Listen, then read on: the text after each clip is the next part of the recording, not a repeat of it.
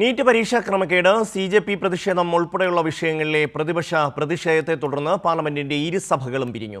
NEET ക്രമക്കേടിൽ ചർച്ചയ്ക്ക് തയ്യാറെന്ന് കേന്ദ്ര സർക്കാർ അറിയിച്ചു. അതേസമയം കേന്ദ്ര വിദ്യാഭ്യാസ മന്ത്രി ധർമ്മേന്ദ്ര പ്രധാൻ രാജിവെക്കണമെന്ന ആവശ്യമാണ് പ്രതിപക്ഷം ആവർത്തിച്ചത്. വിഷ്ണു ചേരുകയാണ്. വിഷ്ണു, പാർലമെന്റിൽ ഇന്ന് നടന്ന കാര്യങ്ങൾ.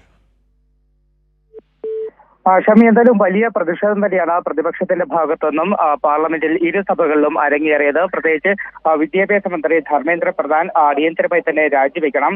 ധർമ്മേന്ദ്ര പ്രധാൻ രാജിവെച്ചതിന് ശേഷം മാത്രമേ ചർച്ചയ്ക്ക് പങ്കെടുക്കൂ എന്നതടക്കമുള്ള കാര്യങ്ങൾ നിലപാടിൽ ഉറച്ചു നിന്നുകൊണ്ട് തന്നെയാണ് വലിയൊരു പ്രതിഷേധം ഇന്ന് പാർലമെന്റിൽ പ്രതിപക്ഷം നടത്തിയത്. അതോടൊപ്പം തന്നെ ചില നാടകീയ രംഗങ്ങളും ഇന്ന് പാർലമെന്റിൽ അരങ്ങേറിയിരുന്നു. രാവിലെ പ്രതിപക്ഷവും ഭരണപക്ഷവും കൊമ്പ് കോർക്കുന്ന ഒരു സാഹചര്യം ഉണ്ടായിരുന്നു.